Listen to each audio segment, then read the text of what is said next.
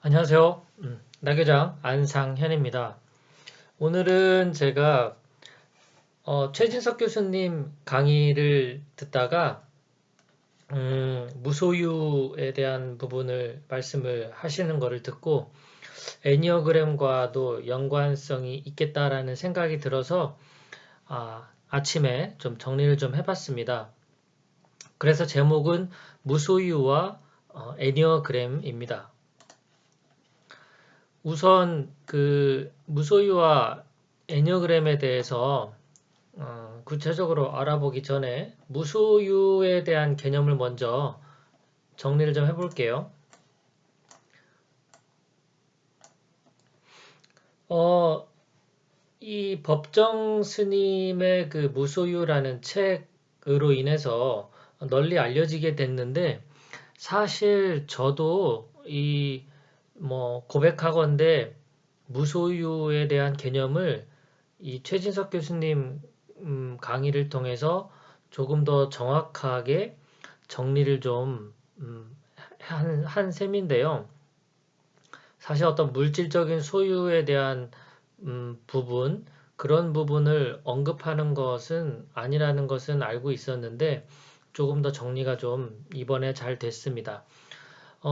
첫 번째, 이 소유하지 말라라는 뜻이 아닙니다. 무소유라는 말이 그것도 물론 포함이 되죠. 물질적인 부분에 있어서 사실 그 물질 만능주의 같이 내가 많이 소유하려고 한다라는 것 자체가 여기 두 번째 자기 생각으로 세상을 판단하지 말라라는 뜻에서 자기 자신을 이 물질과 동일시해서 나타나는 현상이거든요. 그래서 더 좋은 집, 뭐 더 좋은 차, 뭐 명품, 뭐 이런 것들, 음, 돈이라는 것을 소유하는 것으로 인해서 자기 자신이 더 가치 있는 사람이기도 하고 그렇지도 않다라고 판단하는 것.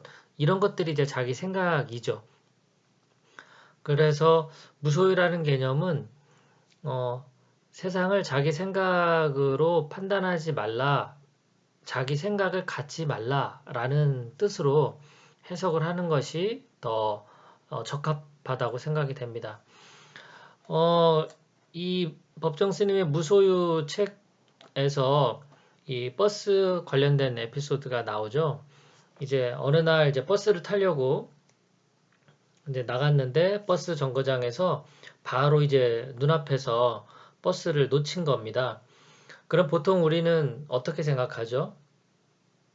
조금만 더 일찍 나오면 저 버스를 탈 수 있었을 텐데, 안타깝게 버스가 먼저 지나가는 바람에, 못 탔구나. 이제 이렇게 생각을 하는데, 이제 무소유 관점에서 보면, 버스는 그 버스 스케줄에 맞춰서 제 시간에 잘 간 거죠.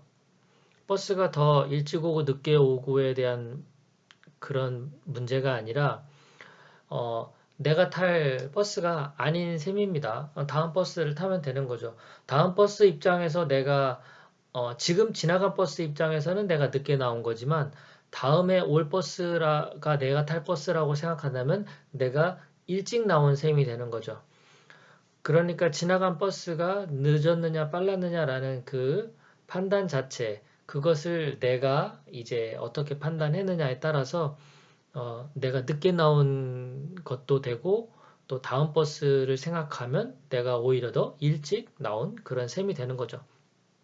그래서 버스에 그런 버스가 멈추고 지나가는 것, 그리고 거기에 내가 음, 어떤 나의 생각이 들어가서 기분이 나빠질 수도 있고 화가 날 수도 있는 그런 상황 자체를 바라보는 것.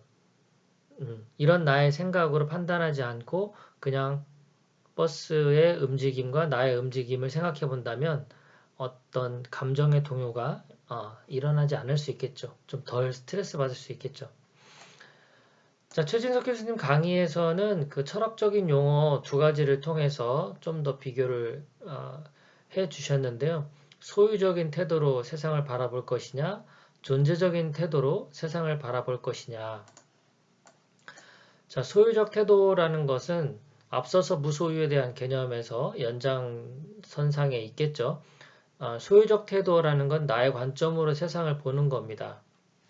나의 관점으로 세상을 본다라는 것을 재미있는 그 비유를 들자면 이 여러 가지 그 도구가 많이 있겠지만 나한테는 딱 망치만 사용할 수 있는 그런 사람이다라고 제한적인 상황을 놓고 본다면 이제 망치만 갖고 있으니까 뭐든지 다 이렇게 때려서 망치질을 할 거잖아요.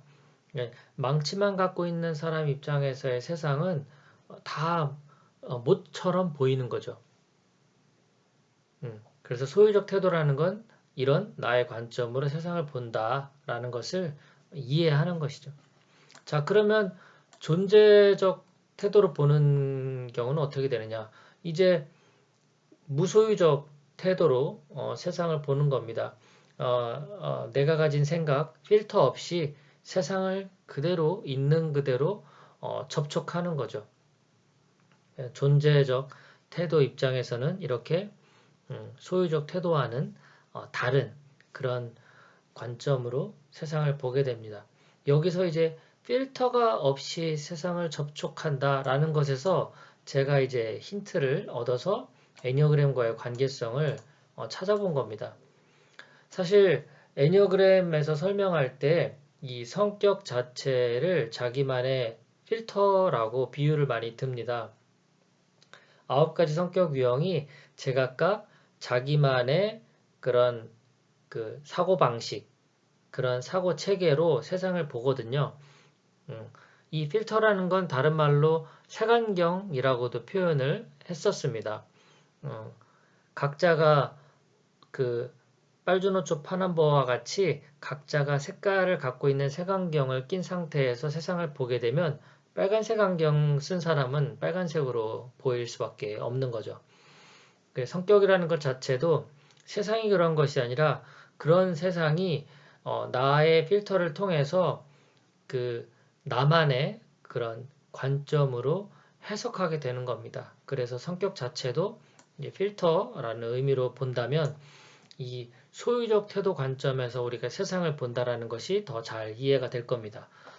이 신성한 사고를 이제 회복하게 되면 그러면 성격이라는 필터를 통하지 않고 세상과 접촉을 하게 되는데 이것이 바로 깨달은 그런 상태가 될 수 있겠죠. 애니어그램 그 9가지 유형마다 이렇게 이 뭐랄까요? 신성한 사고가 있습니다. 이 신성한 사고로 세상을 바라보게 되면 결국 깨달은 그런 관점을 갖게 되죠.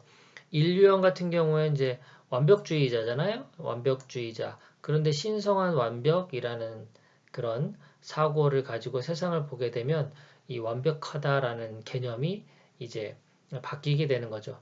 우리 현실에서의 그런 완벽이 아니라 이미 이 세상 또 이미 이 자연이라는 것은 이미 완벽하다라는 것을 알게 된다는 겁니다.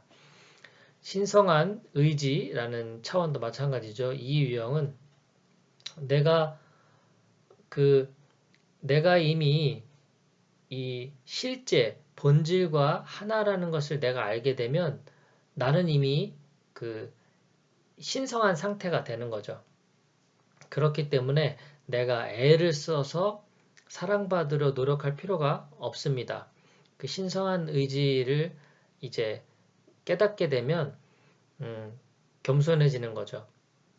세상에 내가 사랑받기 위한 어떤 애를 쓸 필요가 없게 되는 겁니다. 마찬가지로 이제 3유형은 신성한 법칙이 되고 4유형은 이제 신성한 근원을 이제 깨닫게 되는 거죠. 4유형 같은 경우도 그 정체성의 혼란을 많이 겪잖아요. 자신이 이미 그 신성한 그런 그 근원의 자리에 있는 것을 깨닫지 못한 상태에서는 이제 왜곡된 시각을 갖게 되고 끊임없이 그 나는 누구인가 나의 본질을 찾으려고 하고 나의 정체성을 찾으려고 하는 그런 행동들이 나타나게 되는데 이제 신성한 근원이라는 깨달음의 그런 사고 체계를 갖게 되면 자기만의 필터를 통해서가 아닌 있는 그대로 세상을 접촉하게 됩니다. 5유형은 이제 신성한 전지, 그리고 6유형은 신성한 믿음, 그리고 7유형은 신성한 계획, 8유형은 신성한 진실, 그리고 9유형은 신성한 사랑이라는 관점으로 세상을 보게 되면 이제 자기만의 성격의 필터를 통하지 않고 세상과 접촉하게 됩니다. 결국 이제 무소유적 그런 관점이고 또 존재적 그런 태도다라고 볼 수 있겠습니다. 자, 그러면 이제 무소유적 삶을 살게 되면 어떻게 되느냐? 사실 더 현실적이 되고요. 더 강력하고 더 자유로워집니다. 내가 소유하지 않는다라는 그런 개념으로 이 무소유를 해석하게 되면 내가 뭔가 이렇게 더 성취하려고 하고 목표지향적인 삶을 살게 되면 뭔가 이렇게 더 낮은 수준의 삶을 사는 것으로 그렇게 오해들을 하는데 그렇지 않습니다. 오히려 더 내가 성취해야 될 그런 목표나 목적이 분명해지기 때문에 더 현실적으로 삶을 살아가게 되고 그렇기 때문에 더 강력한 에너지를 가지고 열정적으로 살게 되며 그리고 더 자유로운 그런 삶을 살게 되는 원동력이 되는 것이 바로 그 무소유적 삶이다라고 볼 수가 있겠습니다. 자, 오늘은 제가 무소유와 애니어그램이라고 하는 관점으로 정리를 좀 해봤습니다. 끝까지 또 시청해 주셔서 감사합니다. 남은 하루도 즐거운 시간 되십시오. 감사합니다.